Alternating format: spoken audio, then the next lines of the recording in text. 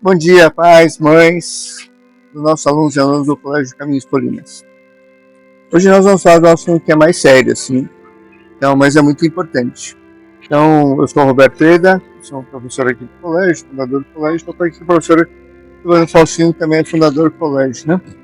Então, senhor Evandro, essa questão, né, que os adolescentes, ou as crianças, muitas vezes, né, elas, nas redes sociais, ou entre si, elas falam mal, né, de um professor, ou de outro colega, né? Isso é coisa de criança, adolescente ou algo mais sério? Veja, não é porque é coisa de criança e adolescente que não seja sério. Vamos dar um exemplo. Se uma criança ou um adolescente comete um crime, vamos imaginar, comete um crime, o crime em si é sério. Não pode haver atenuante de ter sido feito por uma criança, mas o fato em si, o crime em si, é sempre sério. Então, quando a gente trata de alguma infração, de alguma calúnia levantada por criança ou adolescente, né, é sempre um assunto sério, porque a pessoa foi caluniada, alguém foi caluniado. Isso é sempre sério. Muito bem.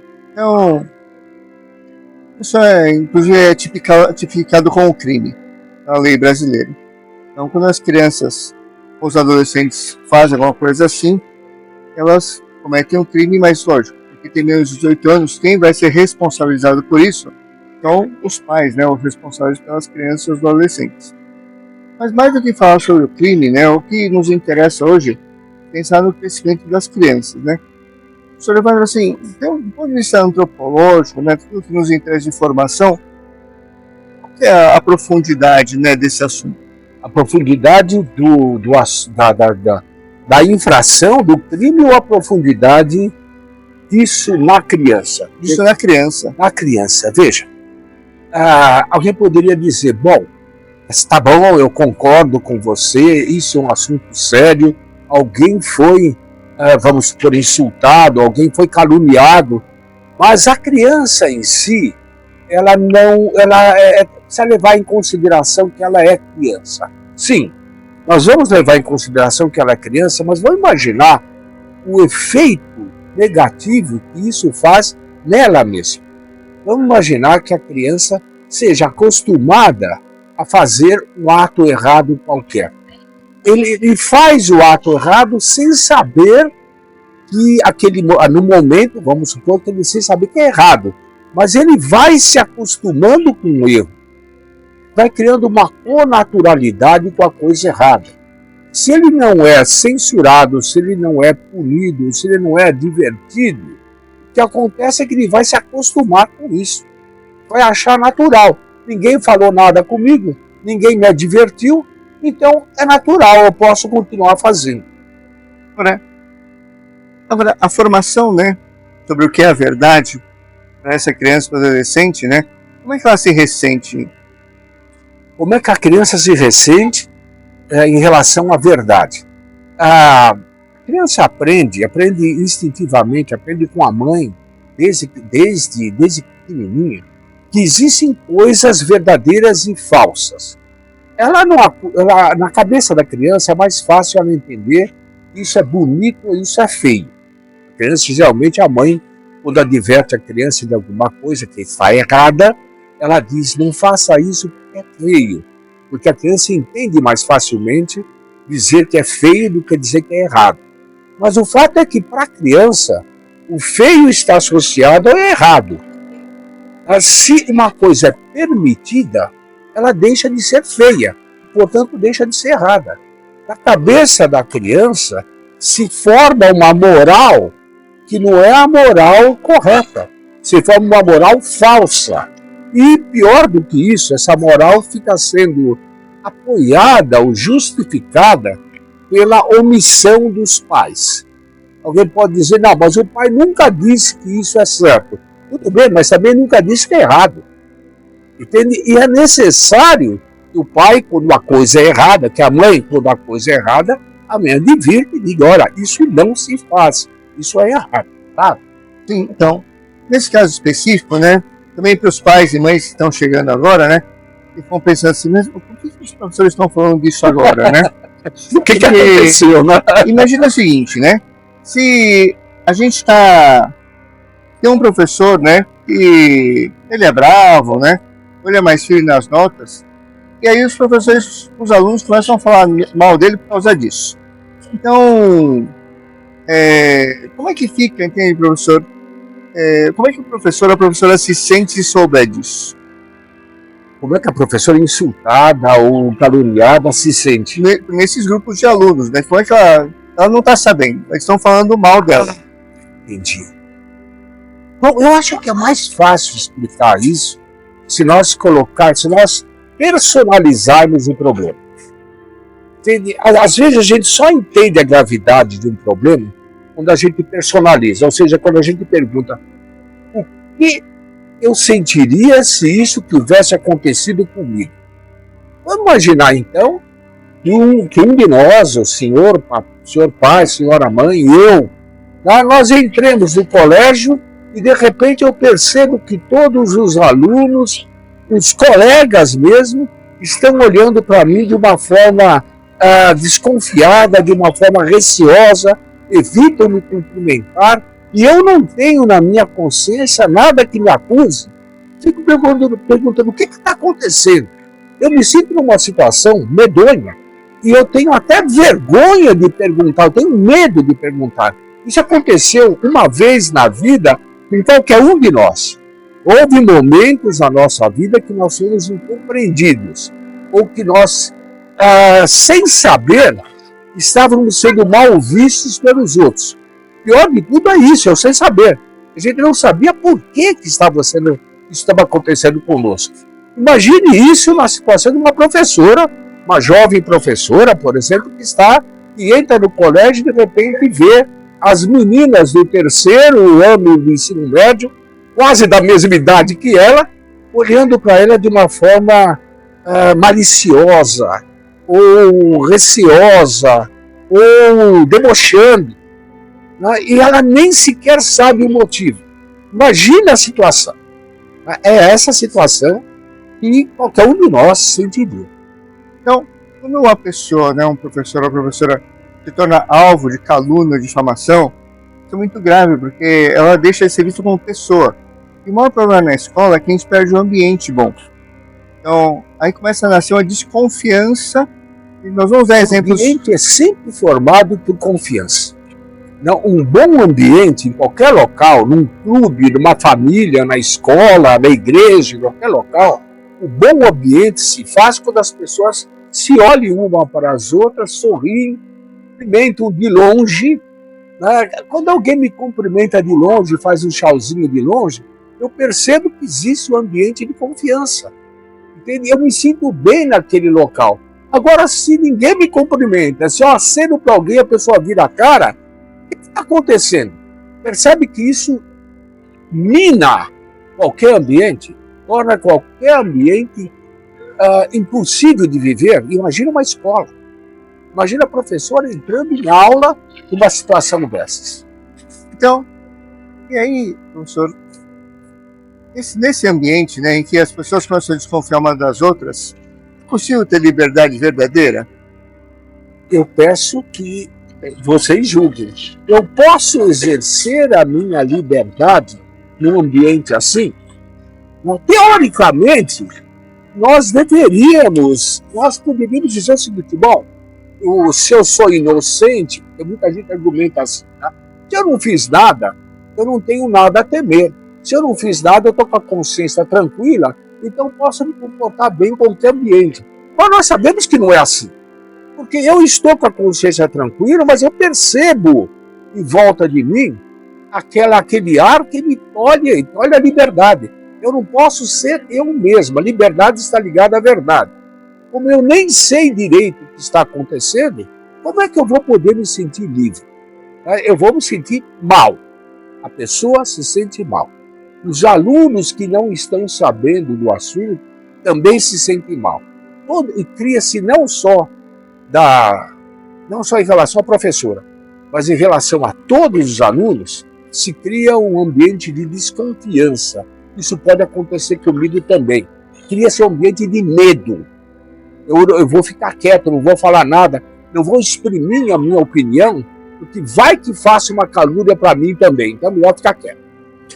Então, vamos entrar em coisas concretas agora. Por exemplo, aqui nós estamos pedindo a ajuda de vocês, pais, né?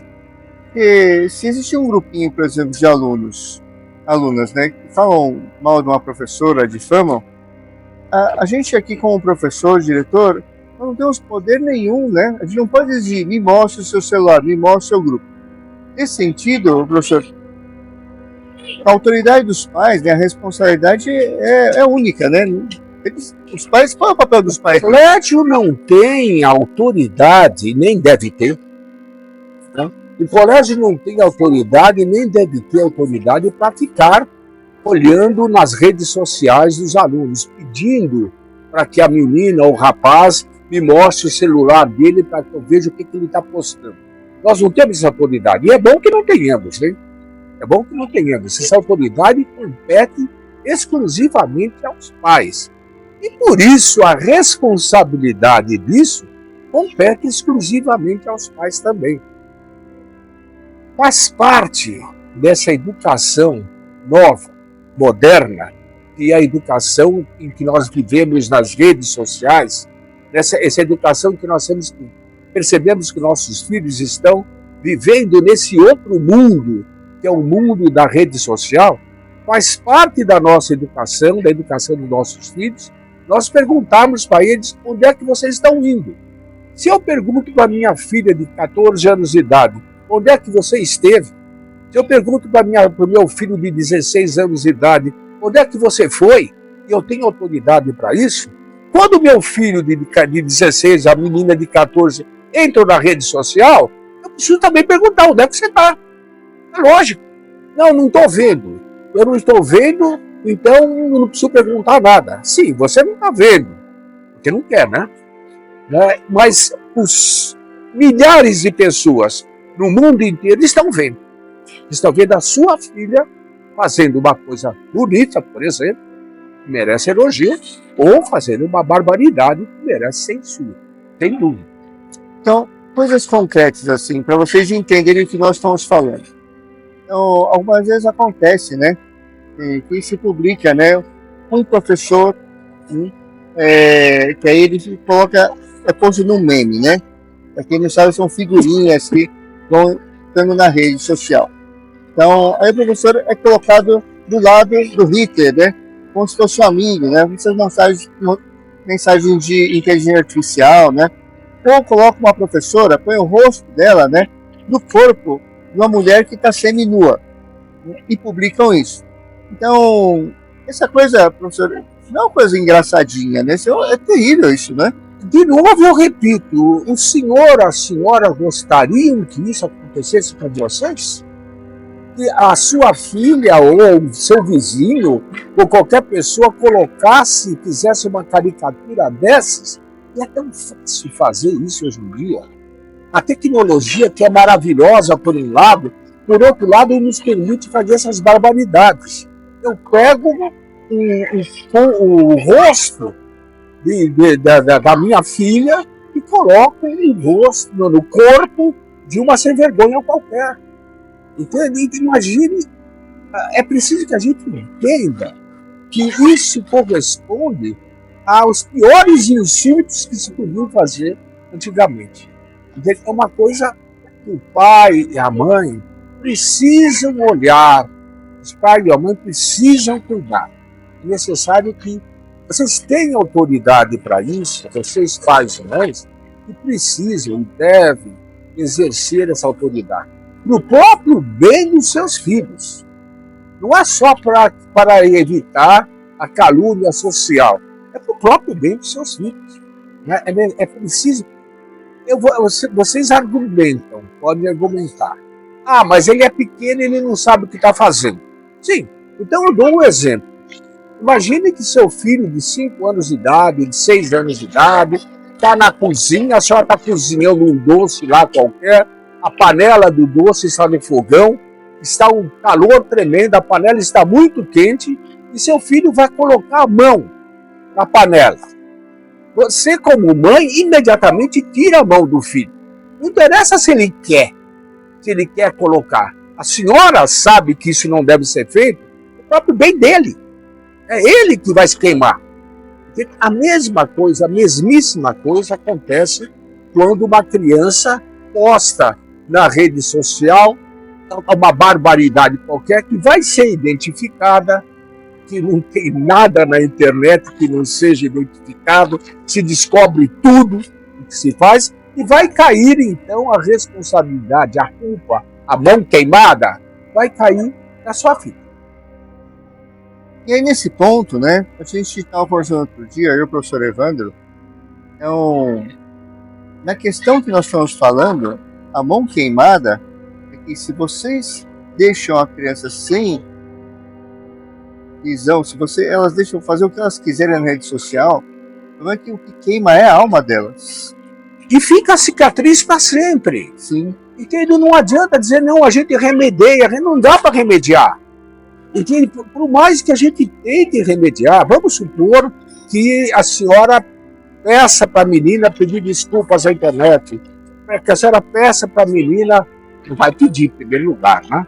Mas vamos supor que peça. A coisa já se espalhou, já se propagou pelo mundo todo.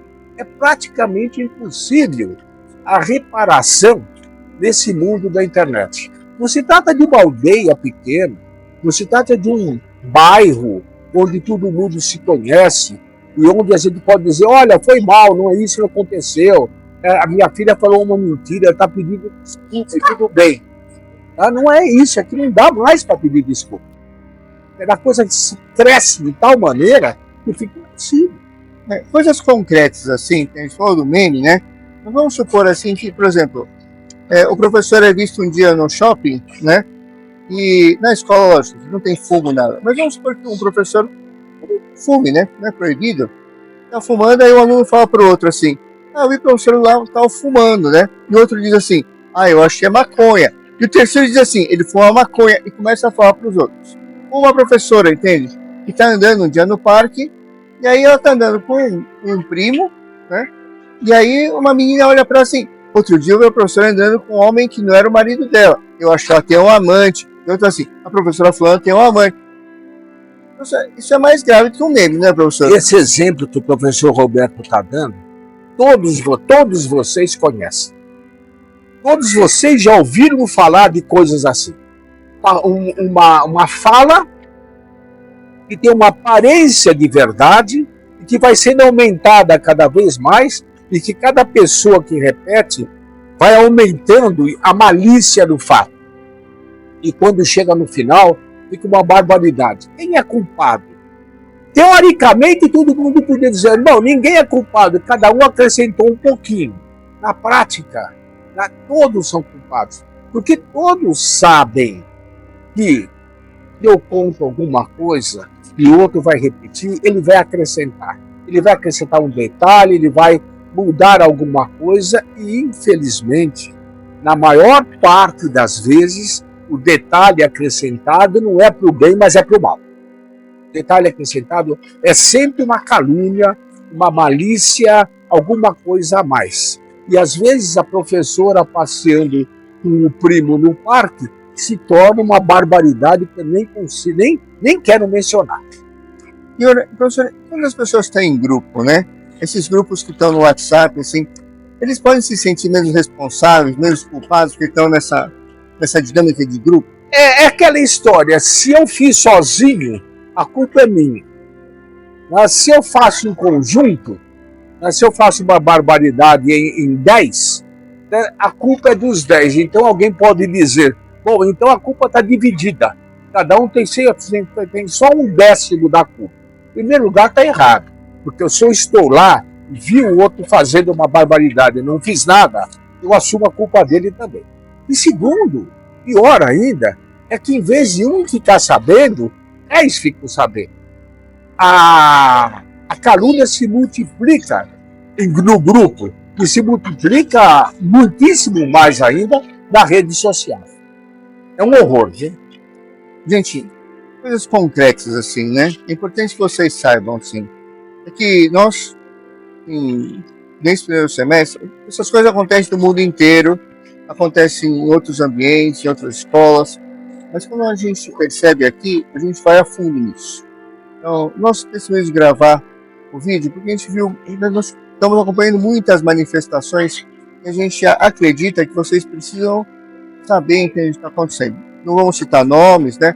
Mas, por exemplo, aconteceu aqui uma questão que é que um professor, porque ele é muito exigente, então aí umas meninas falaram o seguinte, assim, fulana, a ciclana disse que viu o professor olhando para as partes do seu corpo. Então percebam que complexo que é a coisa. E aí, essa menina que ouviu isso, voltou para casa e ficou preocupada assim, nossa, o professor está me olhando maliciosamente. E contou para a mãe e ela jogou no grupo. Isso é grave, né, professor? Veja, é gravíssimo, né? É gravíssimo porque um dos motivos pelo que é grave é porque a pessoa, a mãe, por exemplo, que fez isso, ela não viu o outro lado. Não é que ela não tem o direito de defender a filha, ela tem o direito e o dever de defender a filha. Mas antes de postar uma coisa no grupo que pode ser uma calúnia, não seria mais prudente, mais correto eu entrar em contato com a professora, entrar em contato com o diretor, entrar em contato com a escola, dizer, olha, minha filha me disse isso, é verdade? Eu tenho que perguntar primeiro. Aí, se ela conferiu e viu que é verdade mesmo, bom, aí reclame, aí chame a polícia, faça o que queira. Mas é preciso primeiro, é preciso aferir, é preciso saber se é verdade ou não. É muito fácil sair gritando, né? Fui caluniada, sem primeiro, minha filha foi caluniada, sem primeiro verificar se foi mesmo. Sabe?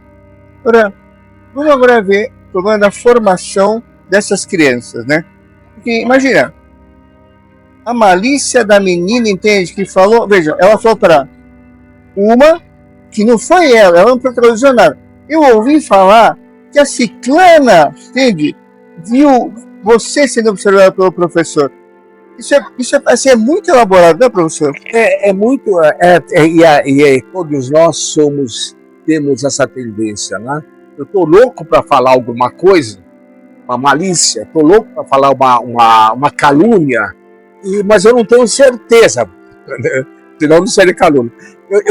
Eu não tenho certeza do que eu faço. Eu falo irando ao corpo. Olha, eu não vi, mas me disseram que um passarinho me disse, alguém me disse. O fato de eu dizer que alguém me disse não diminui a calúnia. Diminui a minha culpa, né? Eu acho que diminui a minha culpa, eu pulo para fora. Eu digo o seguinte, não, isso aí não foi. Me falaram. Esse me falaram é uma forma covarde, né, de sair do assunto e jogar a culpa para o outro. Você calunia um e joga a culpa no outro. Agora, se são adolescentes, vamos pegar crianças menores, vou pegar um caso real que aconteceu em mais de uma turma, então, só para vocês saberem que é comum, acontece com alguma normalidade, alguma frequência. Então, olhem só que interessante. A criança chega em casa com um machucado e diz para a mãe assim, fui agredido na escola e ninguém me socorreu. E a mãe joga no grupo imediatamente, que absurdo, essa escola não tem dos filhos, entende? Meu filho foi agredido, mostra a foto do machucado, né? Tudo isso acontece, a gente verifica, viu? Aqui, nós não tomamos os assuntos, né, de diferença, assim. A gente vai ver, olha, o que será que aconteceu? A gente se dói também, poxa, você se machucou, né? O que foi que aconteceu? Então, nesse caso concreto, houve um caso que eu mesmo, né, tive a oportunidade de falar, vamos conversar com o aluno, né? Desculpa para ele, olha, não sei o que aconteceu.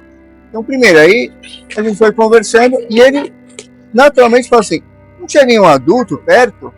Aí como a gente já sabia que o professor estava lá, então ele olhou o professor e naquele momento não quis mentir. Ele falou assim, não, o professor fulano estava lá.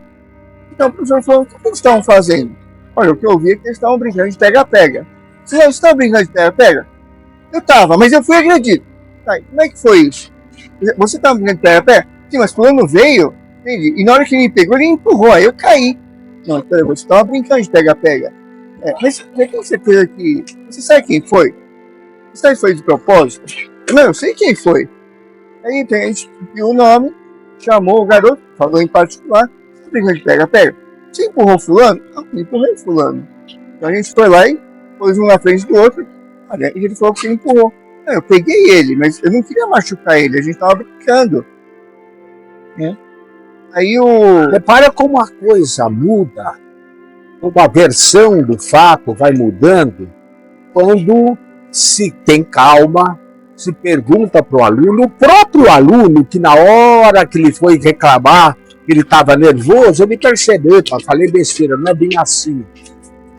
Quando as coisas se acalmam um pouco, quando o pai, a mãe, o próprio aluno vão conversar com calma, a gente percebe que a coisa não é tão grave como parece ter sido. Grande parte das vezes é assim.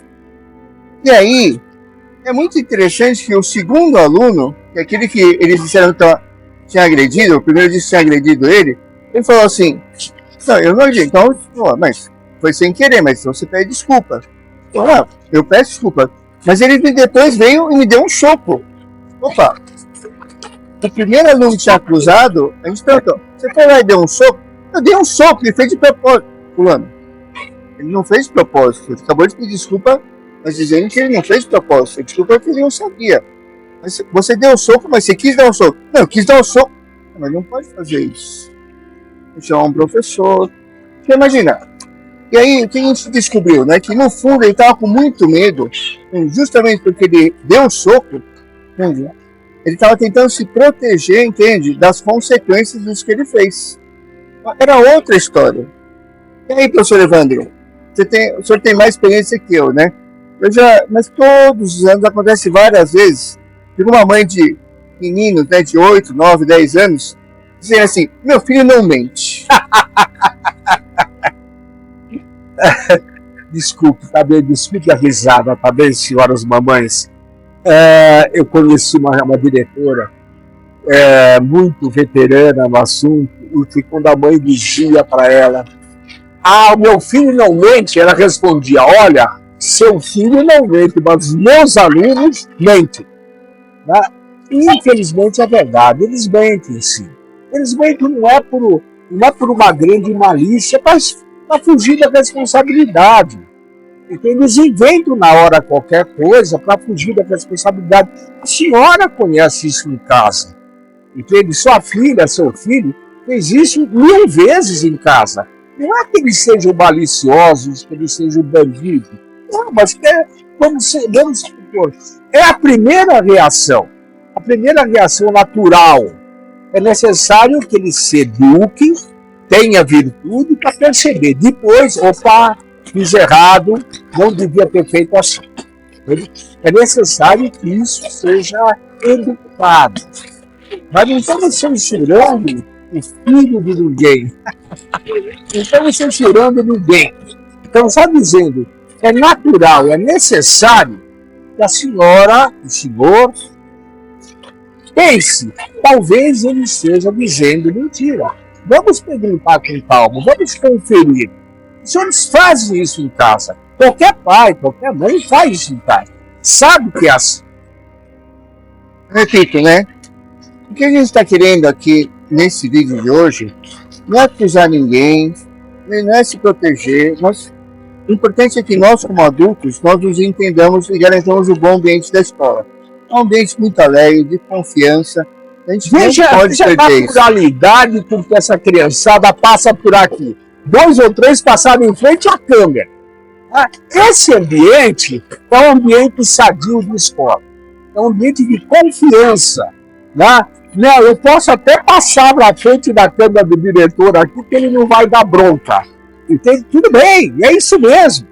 Né? Isso acontece normalmente. Quando existe a calúnia, esse ambiente some. E fica só um ambiente de medo e de desconfiança. Por isso, quando vocês têm dúvida, no primeiro momento vocês ficam nervosos com a versão da história, é importante se acalmar e nos procurem. Nós somos um colégio que vocês podem falar conosco, os diretores. Vocês têm o professor em carreira de classe, você tem acesso aos professores. Gente, deixa eu falar para vocês, isso aqui é um atendimento premium. Só escolas muito caras oferecem isso, mas nós oferecemos aqui. Então, venham conversar conosco. Vocês têm dúvida? Eu sou professor de matemática. Eu tenho que dizer para vocês uma coisa que matemática é um problema nacional, né? Então, eu não tenho nenhuma alegria em dizer para vocês que das duas turmas que eu dou aula, que tem quase 40 alunos cada uma teve 2 alunos com nota azul e outra teve 3 alunos com nota azul. Eu não fico alegre com isso. Eu disse para eles assim, o fracasso de vocês é o meu fracasso. O que nós vamos falar para vocês melhorarem? E eles disseram, olha, puxa, professor, eu não estudei, puxa, eu preciso melhorar, eu não sabia estudar, eu não pensei que ia ser tão difícil. Então, agora, quando eles chegam em casa, o pai e a mãe começam a falar assim, essa escola está errada, que absurdo, como é que todo mundo tira nota baixa? Tu tem que vir conversar conosco. Se vocês nos desautorizam em casa, as crianças, elas perdem autoridade. Elas não nos autorizam mais. A autoridade que nós temos vem de vocês. É muito importante que vocês se comportem segundo a verdade e venham conversar conosco. Então, o que nós estamos dizendo aqui é, vocês precisam olhar o celular dos seus filhos, as redes sociais dos seus filhos, também precisam aprender nos grupos, né, a falar a verdade, né? Não difamar. Se vocês não sabem o que aconteceu, não coloquem como pressuposto que foi, entende, um defeito de um professor, um erro. É importante conversar. Se foi, nós vamos também reconhecer os erros. Sr. Evandro, o que mais o senhor recomendaria para os pais e mães nesse tema? Paciência. Bastante paciência e entender que educação é isso. Entender que educação é um processo que tem tropeços. Isso é preciso ser sábio, ser vigilante. Vocês estão conduzindo o filho de vocês por um caminho. Esse caminho passa por ter um monte de buracos no caminho. Então é preciso vigilância. Olhem para o que está acontecendo. Olhem para os buracos que estão acontecendo e ajudem os filhos de vocês a vencer esses obstáculos. Bem, o pior de tudo, o nosso maior medo, é que a educação dos filhos de vocês diminua ou fique prejudicada com essas bobagens. Gente, uma última dica é que nessas ocasiões, uma oração ajuda muito, tá bom? É verdade. Então, aí vocês recorram, peçam a Deus e Ele também dá luzes para vocês e para nós atuarmos bem. Muito obrigado, pessoal. Obrigado.